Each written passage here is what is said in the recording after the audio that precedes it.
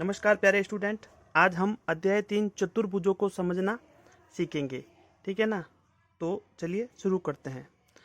ये समझो एक कागज है। ठीक है ना। अब क्या लिखा हुआ है, जब आप कागज से पेंसिल को हटाए बिना बिंदुओं को आपस में जोड़ते हैं तो आपको एक समतलीय वक्र प्राप्त होता है। जैसे मान ले मैं ये ऐसे कर देता हूँ, ये है, ये है, ये है और ये है। ठीक है ना। ये है, ये है, ये है। ठीक है ना। ये है। ठीक है ना। ये वाला है। तो ये सभी समतलीय वक्र है, लेकिन इनमें कुछ फर्क है। ये बंद वक्र है, ये खुला वक्र है, ये भी खुला वक्र है और ये बंद वक्र है।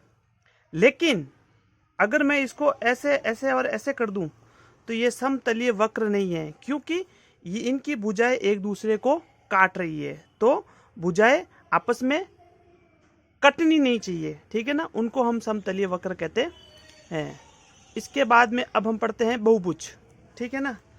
केवल रेखाखंडों से बना बंद वक्र बहुभुज कहलाता है। ठीक है ना। केवल रेखाखंडों से बना बंद वक्र, ये क्या है? बंद वक्र है। ये खुला वक्र है, तो इसका मतलब ये बहुभुज नहीं है। ठीक है ना। अब जगह नहीं है तो मैं यहाँ पे लिख देता हूँ। ठीक है ना।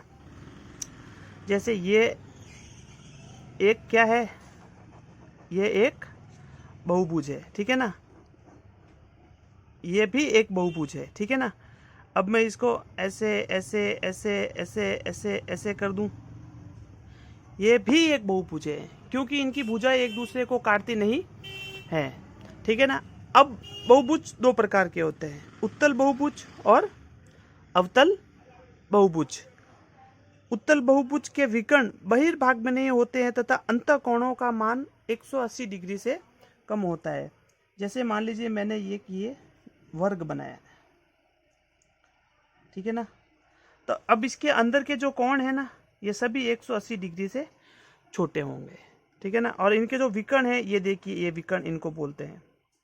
ये विकर्ण आसन भुजाओं को छोड़ के दो बिंदुओं को मिलाने वाली रेखा, ठीक है ना, उसको विकर्ण बोलते हैं। ये अब आगे पढ़ेंगे अपन। ठीक है ना। आगे पढ़ेंगे। तो ये जो है, ये एक उत्तल बहुभुज है। ठीक है ना। इसी तरह अवतल बहुभुज में कम से कम एक कोण 180 डिग्री से ज्यादा होता है तथा विकर्ण बहिर्भाग में होता है। ठीक है ना। जैसे मैं यहाँ पे एक ऐसे करके ये देखो, अभी मैंने ये बनाया, तो इसका ये जो कोण है ना, ये 180 डिग्री से बड़ा है। कितना है? और यहाँ पे जो ये विकर्ण बनेगा ना, ये बहिर्भाग में विकर्ण बनेगा। तो दोनों का आपको समझ में आ गया होगा मेरे हिसाब से। ठीक है ना। एक और बना देता हूँ। ठीक है ना। जैसे ये देखिए, ये मैंने एक आकृति बनाई है। ठीक है ना। ये तो वर्ग था, अभी मैंने आयत बनाया। तो इसके भी अंतःकोण देखिए, ये देखिए अंतःकोण क्या है, 180 डिग्री से छोटे हैं। और जो इसके विकर्ण हैं, ये देखिए विकर्ण, ये भी अंदर ही बन रहे हैं। ठीक है ना। अभी इसी आकृति को मैं अगर मान ले ऐसा बनाता हूं, मैं ये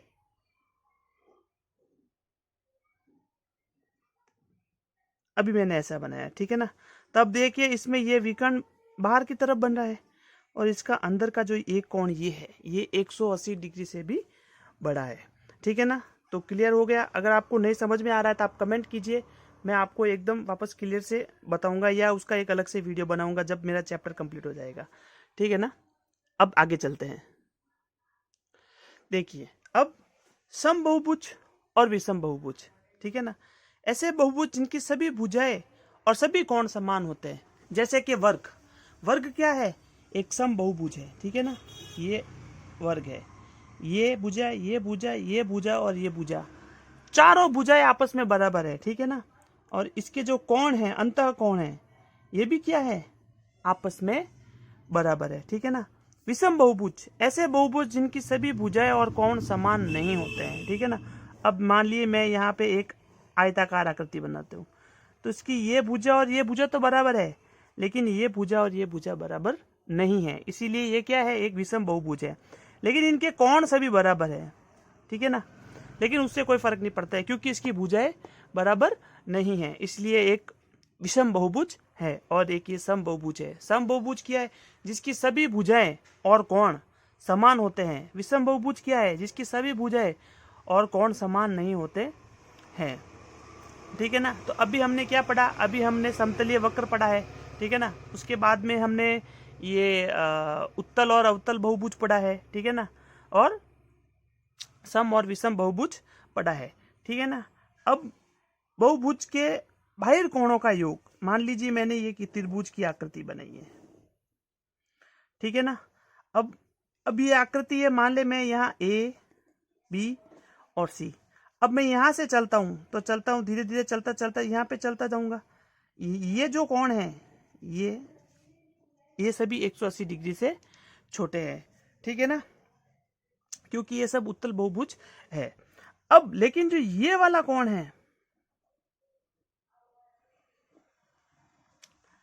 ठीक है ना, ये वाला कोण, फिर मैं इधर से चलता हूं, ठीक है ना, ये वाला कोण, और फिर मैं ऐसे चलता हूं, ये वाला कोण। अब मैं इसको नाम दे देता हूं कोण 1, ठीक है ना, ये कोण 2 और ये कोण 3। तो ये बाहर के जितने भी कोण हैं इन सभी का योग क्या होता है? 360 डिग्री। कोण 1 प्लस कोण 2 प्लस कोण 3 इज इक्वल टू 360 डिग्री।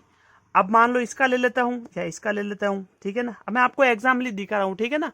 अब मान ले मैं इसका ले लेता हूं, तो एक ये है, ठीक है ना, ठीक है। अब मैं ऊपर जाता हूं तो एक ये है, एक ये है और एक ये है, ठीक है ना। ये कोण, ये कोण, ये कोण और ये कोण, ये 1 2 3 और 4।